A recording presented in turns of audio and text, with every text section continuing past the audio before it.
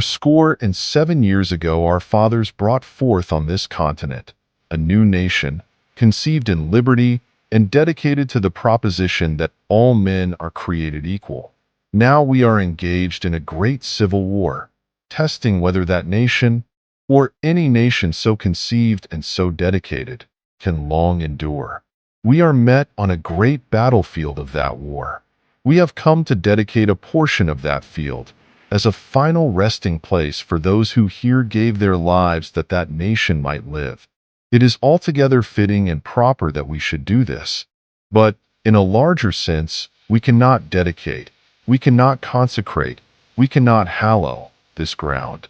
The brave men, living and dead, who struggled here, have consecrated it, far above our poor power to add or detract. The world will little note, nor long remember what we say here, but it can never forget what they did here.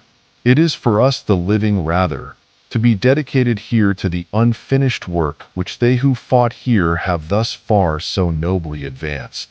It is rather for us to be here dedicated to the great task remaining before us, that from these honored dead we take increased devotion to that cause for which they gave the last full measure of devotion, that we here highly resolve that these dead shall not have died in vain, that this nation, under God, shall have a new birth of freedom, and that government of the people, by the people, for the people, shall not perish from the earth.